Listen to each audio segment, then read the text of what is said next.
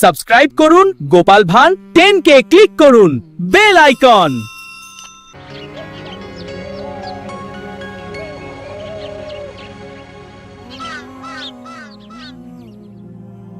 আজ দুদিন ধরে কিছু খাইনি মহারাজ, কিছু সাহায্য করুন। এটা কি করে সম্ভব গোপাল? তুমি তো কম রোজগার করনি, কোথায় গেল সেই সব অর্থ? বিশ্বাস করুন মহারাজ, কিভাবে যেন সব অর্থ আমার কাছ থেকে চলে গেল। ও গোপালকে এই অবস্থায় যে দেখবো সেটা ভাবতেও পারিনি। ইস, আমার কতদিনের মনোবাসনা আজ পূর্ণ হচ্ছে। বাবারি, ভাবা যায়? তোমার অর্থ তুমি বাজে খরচ করেছো, আর কি করবে? আমি চাইছি না মহারাজ, কিন্তু তবুও খরচ হয়ে যাচ্ছে। এটা কি সম্ভব গোপাল? তুমি চাইছো না অথচ তোমার জমানো অর্থ তোমার হাত দিয়ে খরচ হয়ে যাচ্ছে। এইরকম নির্ভেজাল গাল গল্প দেয়া কবে থেকে শিখলে গোপাল? ফাড়ামো বাদ দিয়ে এখন থেকে ফাজলামো শিখেছো? বাবা বাবা বাবা! গোপাল কোনো বিপদের মধ্যে পড়েছে, নইলে গোপাল তো মিতব্যয়ী, কোনো বাজে খরচ করে না। মহারাজ, আমি আপনাকে গোপালের পেছনে আর কোনো অর্থ ব্যয় করতে করজোড়ে নিষেধ করছি। আমারও তাই মত মহারাজ, দয়া করে আপনি আর একটি মোহরও দেবেন না। আমারও তাই মত। গোপালকে আর কোনো অর্থ দেওয়া মানে হসে ঘি ঢালা। কি হে বিজ্ঞানী, তোমার কি মত? আমার একটাই কথা বলার আছে মহারাজ, গোপাল তো মিতব্যয়ী, ও কোনো বাজে খরচ করে না। তাহলে আজ গোপালের এই অবস্থা কেন? গোপালের জীবনে কি এমন ঘটনা ঘটলো যাতে গোপাল এই অবস্থায় নেমে এলো? মতিভ্রম বলে একটা কথা আছে, জানো তো বিজ্ঞানী? দূর করে দিন মহারাজ, দূর করে দিন। যাও গোপাল যাও, তুমি বরং বাড়ি যাও, আবার তোমার পুরনো ব্যবসা নিয়ে হাটে মাঠে বসো। আমি আর তোমাকে কোনো সাহায্য করতে পারবো না। যাও, আর দাঁড়িয়ে থেকো না। তাহলে আপনি আর সাহায্য করবেন না? না গোপাল, আমার সব সভাসদেরাই তোমাকে সাহায্য করার বিরুদ্ধে। আমি তাদের বিরুদ্ধে গিয়ে তোমাকে তো সাহায্য করতে পারবো না। আপদ গেল। দিদি গো, এইটুকু নাও, কিছুদিন চালাও, এর মধ্যে দেখবে গোপাল দাদা ঠিক দাঁড়িয়ে যাবে। এই মোহর কটা রাখো, কাজে দেবে। কোথা থেকে কি হলো? কিচ্ছু বুঝতে পারছি না পুটির মা। একটা মানুষ রাতারাতি এইরকম ভাবে বদলে যায়। দিদা, আমি বলছি দেখো, গোপাল দাদু আবার ঠিক আগের মতো হয়ে যাবে। গোপাল দাদুকে দেখে আমাদের খুব কষ্ট হচ্ছে দিদা। সেই দিন দেখি ঢিল মেরে গাছ থেকে আম পেড়ে খাচ্ছে, আমাদের দিকে চোখ পড়তেই বলে খুব খিদে পেয়েছে তাই খাচ্ছি। ইস, এই দিনটাও দেখতে হচ্ছে আমায়। দিদি, গোপাল দাদা এখন কোথায়? রাজসভায় গেছে, দেখা যাক মহারাজ কিছু সাহায্য করতে পারেন কিনা। আমি একদম একা হয়ে গেলাম। কে বলে তুমি একা? এই তো আমি আছি না। দুঃখ থাকতে তোমার কিসের ভয়? তাই তো, তুমি থাকতে আমার আর ভয় কি? নাও, আর কোথায় টেনে নামাবে নামাও। এই তো সব সময় মিথ্যে বলছো, আমি শুধু তোমাকে টেনে নামাচ্ছি। হ্যাঁ, কাজের খবর দিচ্ছি না? ওই তো কাজের খবর আসছে, ওই বটা আর ঘটা তোমাকে কাজ দেবে। কি গোপাল, তুই আমার নাম ধরে ডাকছিস? নাম ধরে ডাকছে বলে কি এমন মহাভারত অশুদ্ধ হচ্ছে শুনি? শোনো, সেই দিন গেছে, হ্যাঁ, আর তুমি এখন একটা সাধারণ লোক। তোমার সম্মান প্রতিপত্তি সব চলে গেছে, দয়ায় বেঁচে আছো। একটা কাজ করবে, আমাদের বাড়ির চারপাশটায় কাল ভালো করে জঙ্গল সাফ করে দিলে 2টো মোহর পাবে। বলো করবে কিনা বলো? বলে দাও করবে। করব। তাহলে কাল সকালে ভোর ভোর চলে এসো, খাবার নিয়ে আসবে, খোরাকি দিতে পারবো না। কি গোপাল, ঠিক আছে তো? এই কাজটা ভালো করে করলে তোমাকে আবার একটা কাজ দেব, ঠিক আছে? আরে সেলাম করো, বলো ঠিক আছে প্রভু, বলো ঠিক আছে প্রভু। যাও গোপাল, ঘরে যাও। কাজ কিন্তু একদম ঝকঝকে করে করতে হবে, ময়লা থাকলে কোনো মোহর পাবে না। বুঝেছো? বুঝেছি।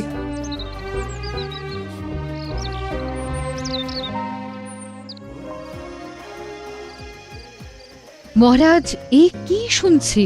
কি শুনলে তুমি যে এত উত্তেজিত হয়ে আমার কাছে এলে? দাসের মুখে শুনলাম গোপাল নাকি আপনার কাছে এসেছিল সাহায্যের জন্য। হ্যাঁ এসেছিল, আমি সাহায্য করিনি, কারণ আমার সভাসদেরা সবাই গোপালকে সাহায্য দেবার বিপক্ষে ছিল।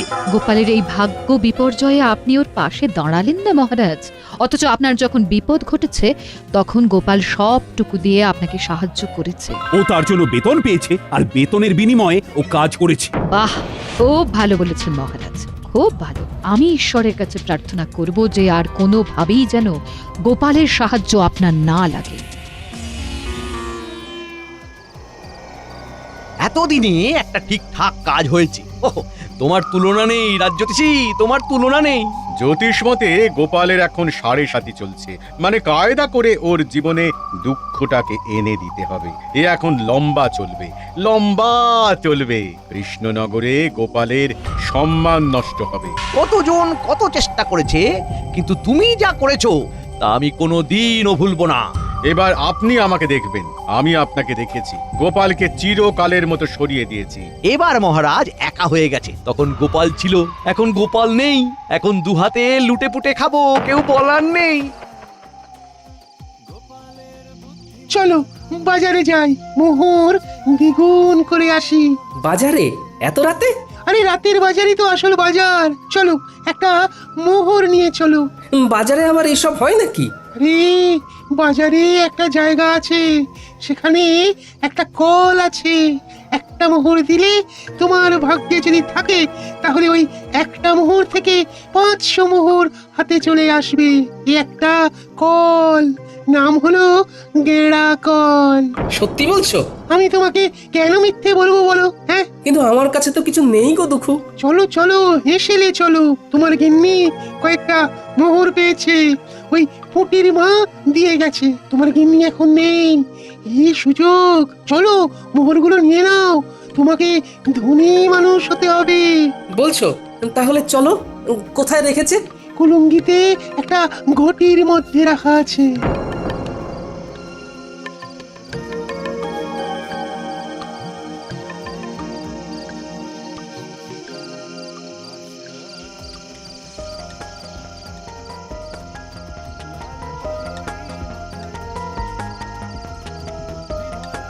রান্নাঘরে মিনুর বাবাকে যেন যেতে দেখলাম।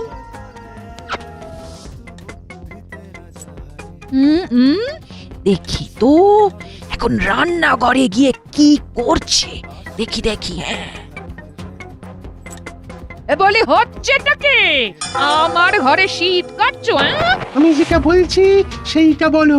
তুমি না আমার অর্ধাঙ্গিনী, তুমি তো আমার অর্ধেকটা। তুমি না আমার অর্ধাঙ্গিনী, তুমি তো অর্ধেকটা গো। থামো, আমি কোথায় খাবার জোগাড় করতে হিমশিম খাচ্ছি আর তুমি আমার সঞ্চয় শীত কাটছো? শোনো, আমি হলাম গিয়া তোমার গিন্নি, আমাকে ভুজুং ভাজুং দেওয়া অত সহজ নয়। দেখি গিন্নি, এইভাবে কেউ পরনের কাপড় নিয়ে টানাটানি করে? আমি তো বিকচ্ছ হয়ে যাব, আমার কাছা খুলে যাবে গিন্নি। আমার চোখকে ফাঁকি দেওয়া? ওরে বাবা, কি দজ্জাল গিন্নি গো তোমার! এক থেকে ঠিক বার করে নিল। দুঃখু, আমি কি বলেছিলাম? এখান থেকে চলো এখন। হ্যাঁ, চলো। আমার এই সব একদম ভালো লাগে না। চলো বাইরে চলো। বলি কোথায় যাওয়া হচ্ছে শুনি? বলো যেদিকে দু চোখ যায়। যেদিকে দু চোখ যায়? চলো, ছোট। এই শোনো বলছি। যা, এই চলে গেল। এ আমার কি সর্বনাশ হলো! কি হলো গোপাল বউ? গোপাল এরকম ঊর্ধ্বশ্বাসে ছুটে কোথায় গেল? আমার কপাল পুড়েছে, কি যে হলো বুঝতে পারছি না। ভালো মানুষটা যে এরকম কিভাবে বিগড়ে যাবে সেটা ভাবতে পারিনি। দেখো গোপাল বউ, দুঃখ করো না, আমরা সবাই আছি সাথে, জড়িয়ে আছি হাতে হাতে। গোপাল আবার তুলবে মাথা, যেন বৃথা হবে না আমার কথা। এই নাও গোপাল বউ, এই মুহূর্তে গোপালের কোনো কাজ নেই, তোমাদের চলবে কি করে? আমি আর বিজ্ঞানী মিলে দিলাম কিছু অর্থ, আমাদের প্রার্থনা হবে না কো ব্যর্থ। ও দুঃখু, আছো তো? আছি মানে একেবারে লেপ্টে আছি। তোমার ঘর থেকে এই জন্মে আর নামবো না। ওই যে মোহর দ্বিগুণ হওয়ার কলটার কথা বলেছিলে, সেখানে কি করে যাব? হাত তো একদম খালি। একটা জায়গা আছে, চলো সেখানে যাই। তোমার একটা কিছু তো ব্যবস্থা করতে হবে, নইলে খরচা করবে কি করে? চলো সোজা চলো, একদম নাক বরাবর।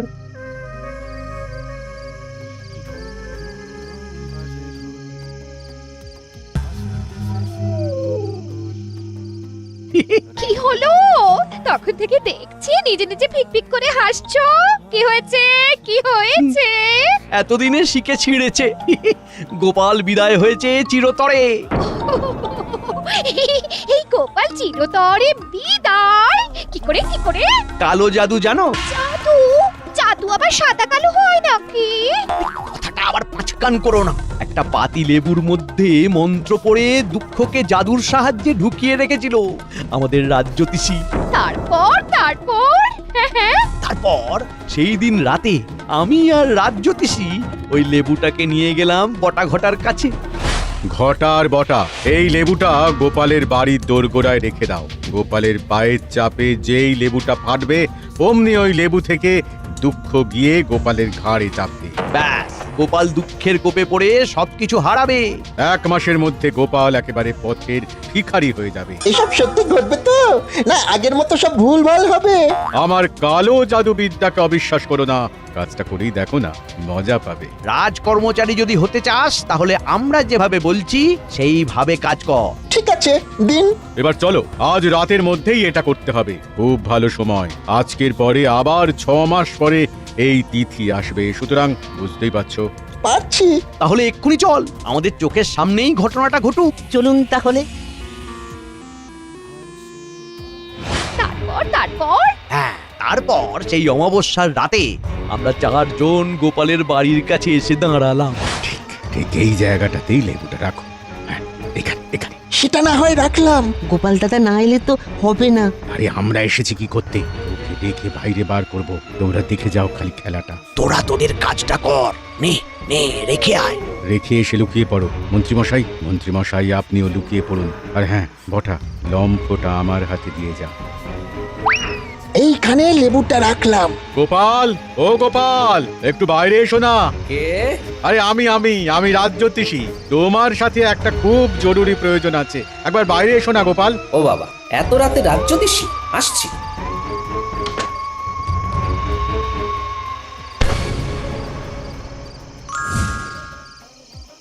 ব্যাস, সেই দিন থেকে 1 সপ্তাহের মধ্যে গোপাল পুরো শেষ। আর গোপালের শেষ মানে আমার শুরু।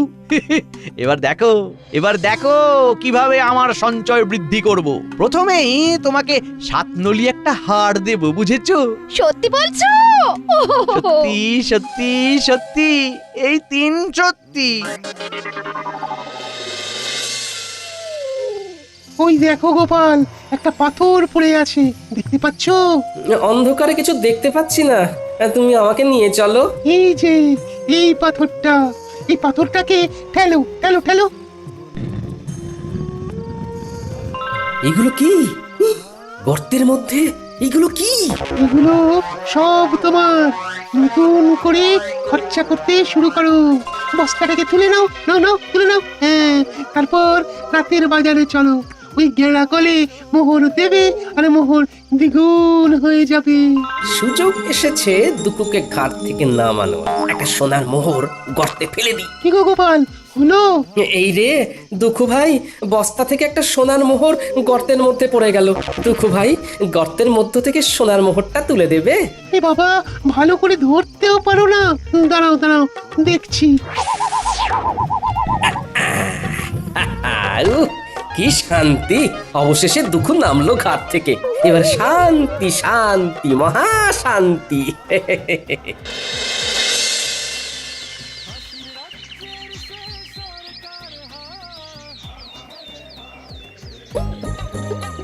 এই ঘটা, ওই দেখ গোপাল দাদা নাতি নাতনিদের নিয়ে বাজার করতে এসেছে।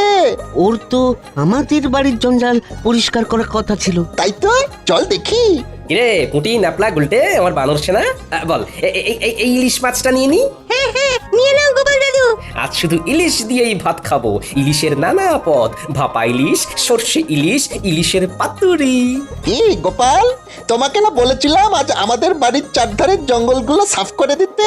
শোনো বটা ঘটা, আমার ঘরের নালাটা জঞ্জালে জমে গিয়েছে, একটু ঝাঁটা কোদাল দিয়ে পরিষ্কার করে দিও কেমন? তোমাদের 3টে করে সোনার মোহর দেব, তাড়াতাড়ি এসো কিন্তু, নইলে অন্য কাউকে দিয়ে করিয়ে নেব।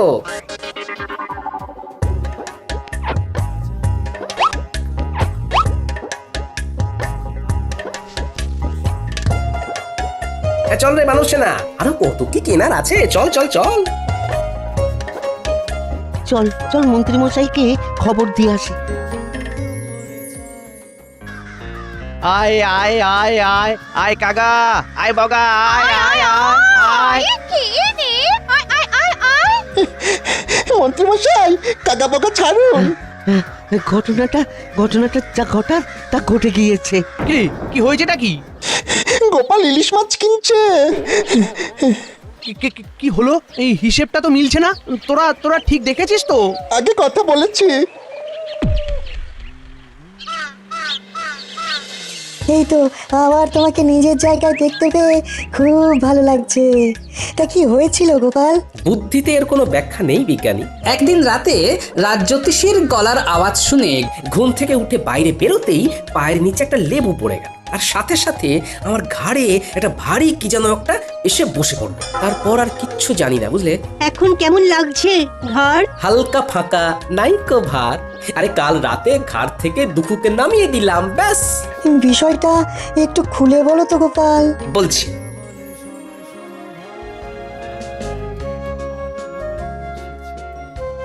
শুনেছেন মহারাজ, গোপাল আবার নিজের জায়গায় ফিরেছে। আমি গোপালের বাড়ি যাচ্ছি, আপনিও আসুন। দাঁড়াও দাঁড়াও দাঁড়াও, সকাল থেকে আমিও শুনছি, ব্যাপারটা কি জানতে হবে। চলো চলো, তোমার সাথে আমিও যাব। গোপালের কেনই বা ভাগ্য বিপর্যয় হলো, আর কি করেই বা সেখান থেকে সে বেরিয়ে এলো, এটা জানাটা খুব দরকার। চলুন।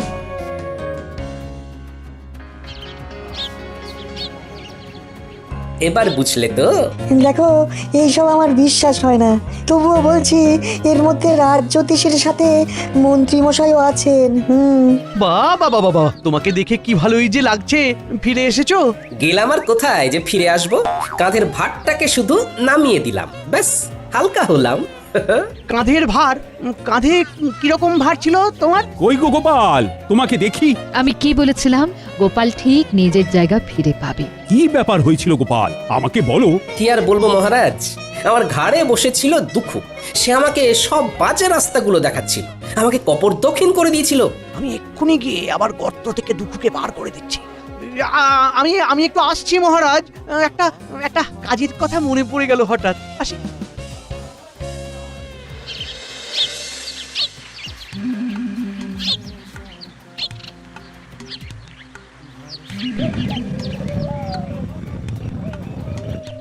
তুমি কে গো?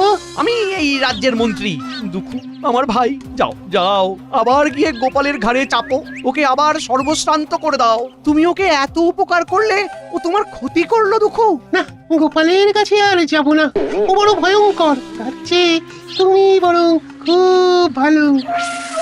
তুমি আমাকে মুক্ত করেছো, যে মুক্তি দেয় তাকে কি ছেড়ে যেতে হয়? হ্যাঁ, আজ থেকে আমি তোমার কাছে থাকবো। বলো কি?